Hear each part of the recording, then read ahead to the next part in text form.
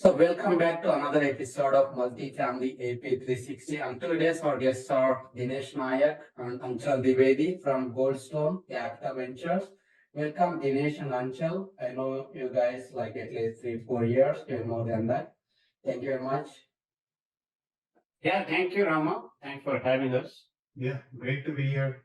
We'll start with the introduction. Go ahead and introduce yourself. We'll start with Dinesh.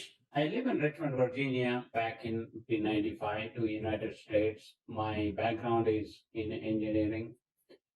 Basically, I spent over 25, 27 years in information technology, doing mostly in project and product management capacity, and lately doing a lot of data related IT work.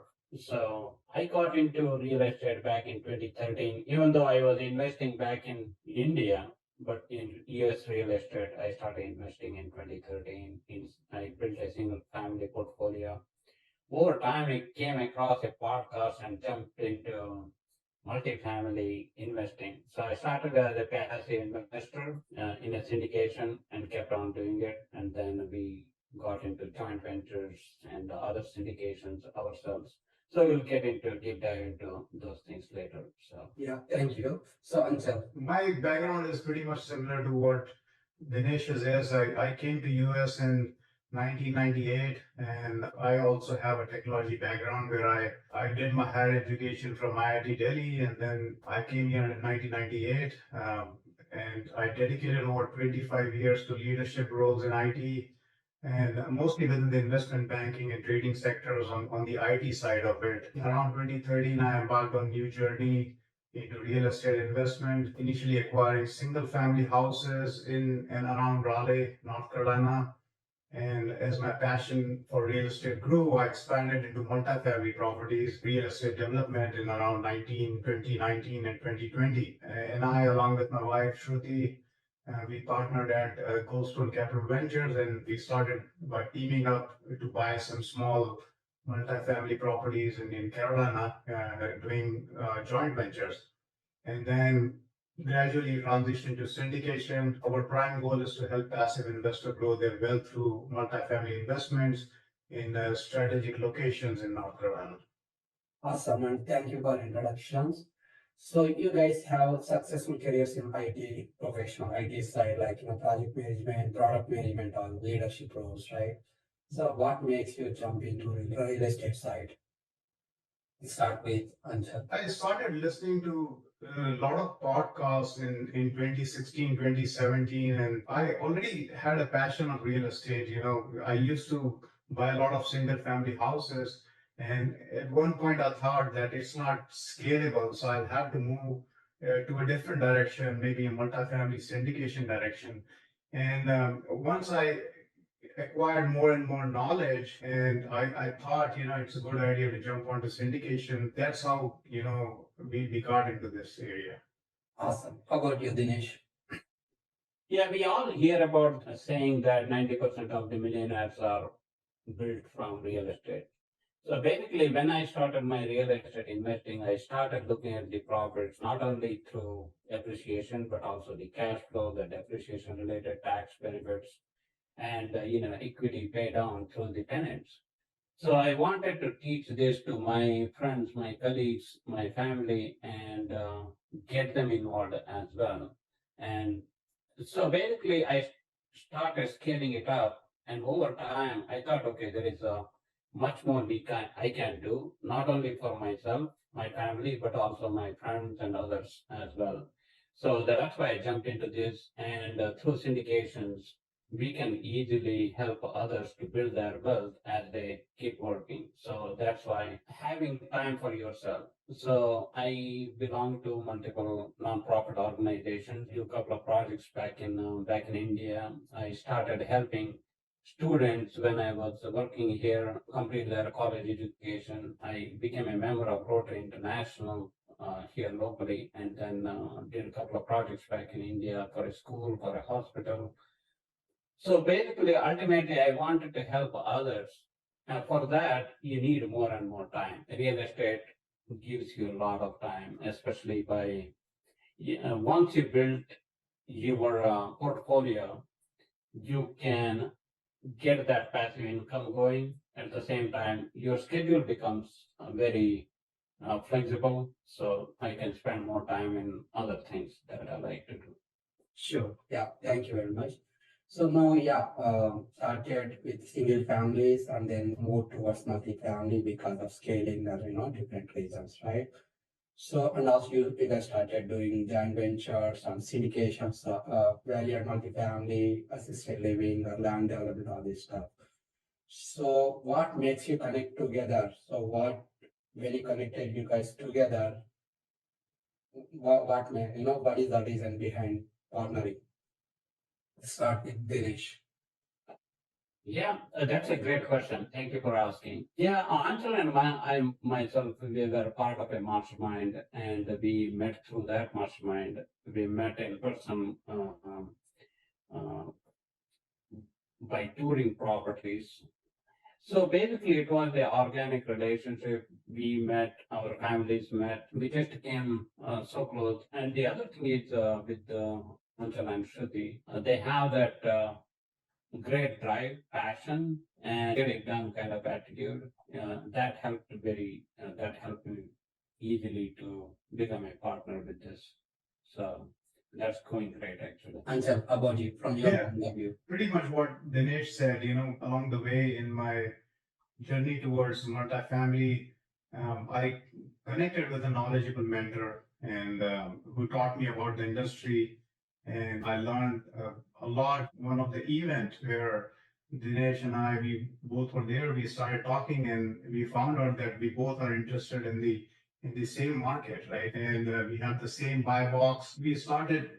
All this happened organically, and then we started looking for properties. And the first property we visited is in Jacksonville, Florida. We put an offer for it. We didn't get it, but the great thing come out of that visit is we started doing more and more visit, submitting more and more LOIs, and that's where the partnership is formed. I mean, we didn't talk about it that we are doing the partnership. It just happened organically. Great that I met Dinesh. He is so knowledgeable, has a very good market insight, and always top of things. Very good in investor relation, broker relationship, and it's very good that we made that partnership. Thank you very much. Thank you for sharing that. Yeah, it's very important. Yeah. Thank you. So you guys both are doing like multi value deals and also land development. So what kind of deals attracts you guys? Or what are the key parameters you look when going for value add deals? Yeah, I can start with that. Basically, when we started, we just wanted to get into a deal, right? So it didn't really matter with what class, what year it was built, and which market it was. So basically, we were looking at those kind of things initially. But the good thing was we got into really smaller properties. So that's how we learn everything, every aspect of doing this business, starting from contacting the sellers, negotiating with the sellers, talking with the property managers, talking with the contractors, inspectors, going through the whole closing process, and then executing the business plan. So we learned a lot of lessons during that time frame. So there were a lot of issues with the older properties. We had to did a lot of deep value add to these properties. But over time, we figured instead of spending a lot of time and effort and energy into this, we'll narrow our buy box. Now we are looking at the class A or class B in a very good growing market, because of the interest rates. We have to keep in mind that the property cash flows from day one. So those are the some parameters that we look at. And first of all, there is other thing. When we look at multifamily apartments, we look from anywhere from 50 plus unit, 50 to 300 units. But ultimately, it depends on what is our capacity in terms of raising capital, closing the property itself. Yeah, thank you. Just follow-up question. How do you identify growing markets? Well, that's basically there are multiple parameters that we need to look at. Definitely the growing population, growing employment. You have to narrow down its sub-market and neighborhood. What's the average? What's the median household income? and what's the crime rate going on there. So there are multiple parameters that we look at. So, Anchal, you want to add on top? In addition to what Dinesh says, looking at number is very, very important. Currently, the treasury is giving 5%. If high yield saving account that will give you 5% of interest. So in this kind of market, it's very important to have cash on cash at least higher than 7%. So that's what we look at. And IRR 15 plus, I think that will be good for our investors.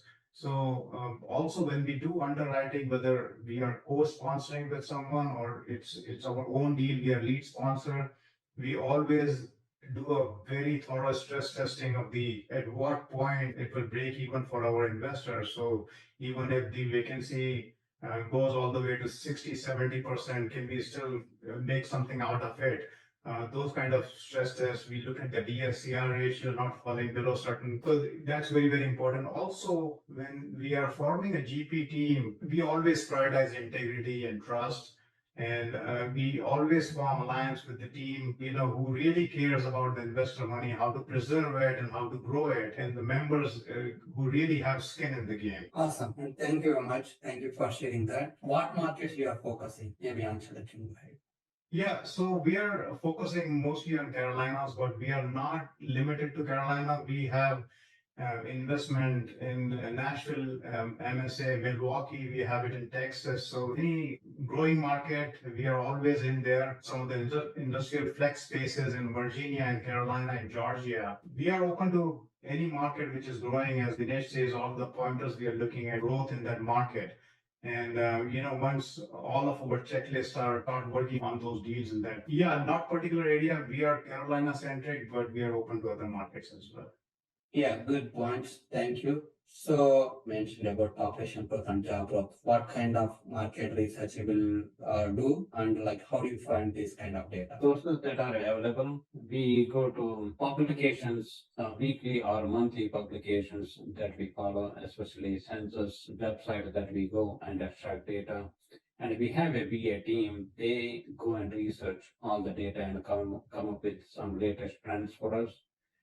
That will be really helpful. And also what we do is we follow few economists, we listen to their podcasts, there are so many resources available right now. It's unlimited data and information is unlimited. And we also follow what exactly the Fed is doing on a daily basis. Yeah. So there is a lot of data available at this point. Getting the right data and streamlining it, that is more important. Awesome. Yeah, definitely census.gov is a good source for population growth or job diversification, all the stuff, and also like other reports like CoStar, ERD, or like Real Page. These are also good sources for population growth and job growth. Yeah, thank you very much for that. And also, you guys mentioned co-sponsoring some deals with other GPs also, right? And also you mentioned trust and skin in the game, alignments of interest. How long you guys will travel with those GPs before investing into their deals, As I said, Rama, I think we are open to any market, population growth and employment growth, and a lot of new businesses coming in that area. So ideally, we would like to have 2 hours of flight time that covers that area. And then we also look for connectivity from, either Raleigh or Charlotte or from Richmond, a direct flight to that location. That makes more sense for us to invest. Just in case something comes up and we have to be available there personally, then we can make that move. Yeah, I wanted to add one more thing. See, for example, at this point, we are looking at industrial flex space area as well. So we are working with a group from New York. We are having these weekly, even though we haven't been able to close on any property yet, but we have met personally in person. We travel to each other's places. We go to we meet in conferences. We have these weekly Zoom meetings, talk about a lot of different opportunities that we have. So that's how you build the partnerships and long-term relationships. Yeah, thank you. Thank you for sharing that. You guys also doing raising capital for your deals and other deals and also operations side. So before jumping into operations side, raising capital side, I think you guys have good track record and you guys are doing good job. So share us like some good practices around raising capital. For me, I have built really good relationship with a lot of colleagues or friends all over the country here in the United States because of the association with a lot of different organizations. It could be professional organization like technology, project management. They could be sports related. They could be any outdoor activity related or non-profit organizations. So through these different, through channels, I have built several friendships over the years. So that has helped me to build, expand my network over time. I attend a lot of events, even within our Indian community here. There are so many organizations, events keep happening, and wherever possible, I have been volunteering for years. That helps to build a relationship and trust, confidence with each other, talk to you, discuss with you, and they get to know you, you present yourself. So that helps a lot. And also with try to talking to the investors, we start talking to them individually and understand their individual goals. Talk to these, and not only acquiring the investors, but also we follow up with investors maybe once in 3 months, 4 months, talking to these investors individually, discussing their investments with us, how each investment is doing, what are our future plans. If there is a problem, we'll discuss it openly. How we build that confidence and long-term trust. With that, they refer a lot of their friends to us. So that's how we build our network. Awesome. Thank you. So Anchal, from your In addition to what Dinesh said, we both are from technology background and we both love automation, creating pipelines and systems and processes, that can come onto like all social media feeds and everything, and we can capture more people to come into our CRM and then nurture them one on one. What is their financial aims are in life, right? And once they are into our CRM, we actually delegate all our low level work to our team in India and Philippines. Concentrate mostly on talking one to one and making some meaningful relationship with investors, right, through Zoom calls. That's our aim. Also, we coordinate some webinars and so that we can give more and more knowledge to our investors. Either it's about the tax, it's about how to invest IRA money, or it may be anything not related to real estate also. Also, we are sponsoring a lot of events in around the community to be connected to them. Whenever something happens, some program happens, we can talk to them and connect with them as well. thank you very much. Anything Dinesh you want to add? Find a way to help others. It doesn't have to be only through investments. It could be at a personal level. Even as simple as giving a right to your friend or somebody whenever they need, right? So look for opportunity to help others. That way you can build that trust and confidence with people. It don't have to return. It shouldn't expect anything in return. Yeah. But try to keep helping others. That help comes back in 10 times. So that's I always believe in that. Sure, sure. Yeah, good point. Thank you. So you guys also doing land development side, so multiple deals. One in Winston-Salem, the other one is like Nashville or Tennessee market, right? So what is the reason behind expanding into like land development side? Did you see good opportunities there? So We have explored various asset classes: student housing, assisted living, value add, and then we moved on to new construction where, we are building one in Winston-Salem, as you said. We always wanted to learn and see what the new asset class are there available, right? So the land development, what we found out that these projects are very front end heavy. There's a considerable time and capital required during the due diligence phase, and there is a good amount of learning when you actually finish your due diligence, and at that point you're pretty certain that you're going with the project, right, moving forward with the project. And that time invite investors to come to the deal, because we have taken all the risk up front. We have our risk capital, everything is involved.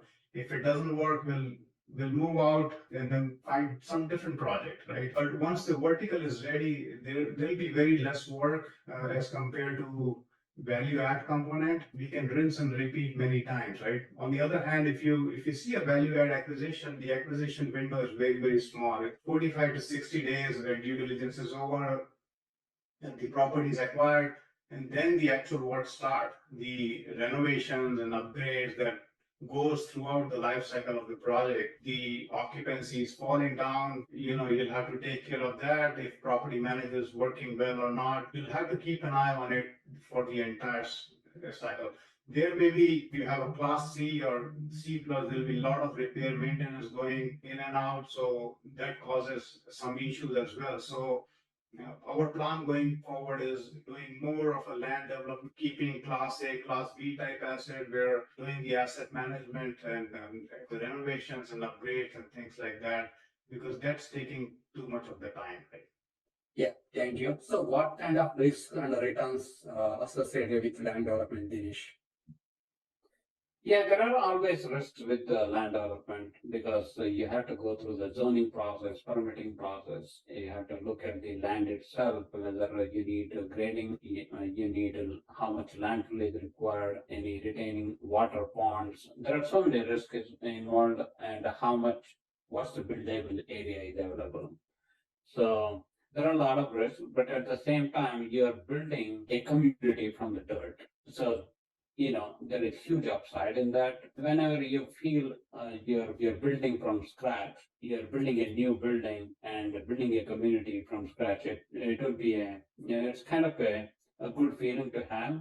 But we are looking at, in terms of numbers, we are looking at a 20% IRR for all our anything about 20% IRR for all our new development projects, which is much higher than the value add projects in general. Thank you.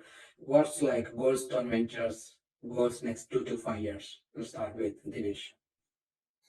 Yeah, we are looking at building a solid portfolio, a very high quality portfolio, mostly looking into assisted living and new development. Because as per the statisticians, 11,000 people are retiring every single day. So this silver tsunami is coming. We want to get ready for this, and we want to stay ahead of all our competitors. So that is one thing. And new development, definitely we will keep doing that, 1 or 2 projects every year. Because why new development? Because you can choose your own market, you can choose your own sub-market, you can do all your analysis. You don't have to deal with the existing building and existing problems. So that's where we are going with. So basically, we don't have any numbers in our minds, but we want to build a high quality portfolio. We want to have a really good investor base, so they can be wealthy along with us throughout this process. Sure, sure. Anchal, you want to add? Pretty much in line with what Dinesh said, we realized early on that, how important it is to invest in assisted living facilities and new construction projects, right? So for assisted living, 11,000 baby boomers are retiring every single day. And we can see that there's a growing demand of healthcare services and long-term care facilities to support their medical and wellness needs, right? Our aim is to first give a better long-term care to elderly people, and secondly, preserve and grow our investors' capital in these kinds of assets. We acquired assisted living in Milwaukee last year and penciled out very well. It's cash flowing at this moment very well, and we have HUD loan application in works.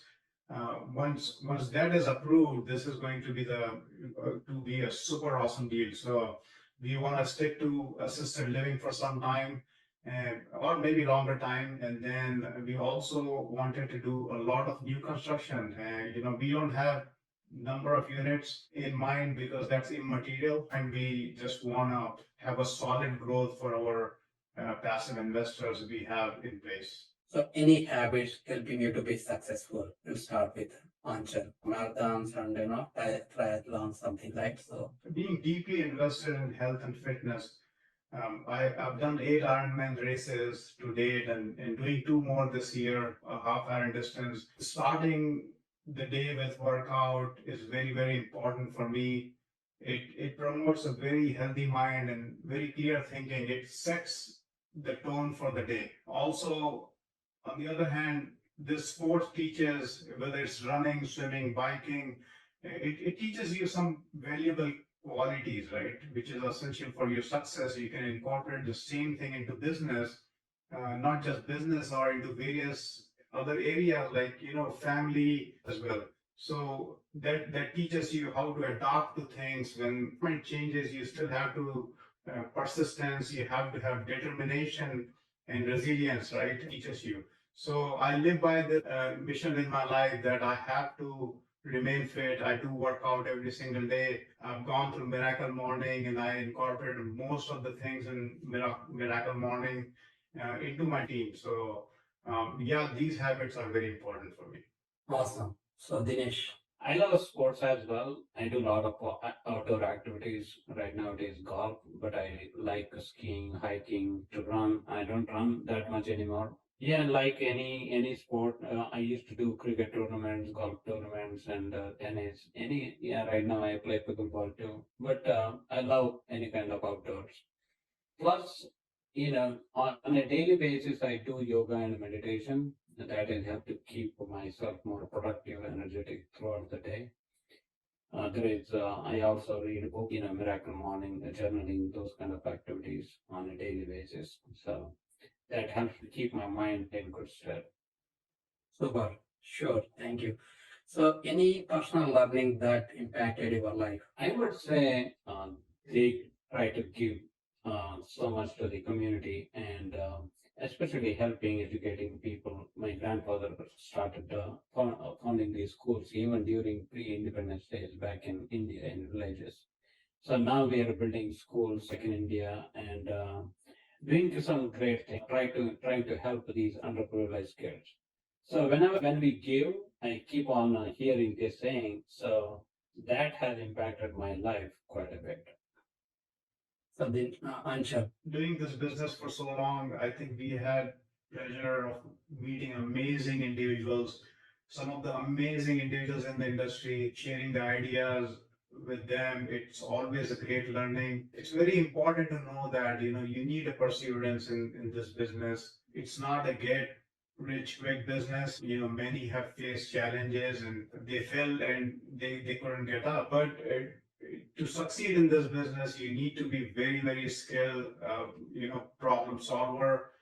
When setback happens, you rise, you keep pushing until you make things work, right? So there is no business that is easy, but uh, educate yourself time to time, keep up with what's going on currently in the business. I think that's very, very important.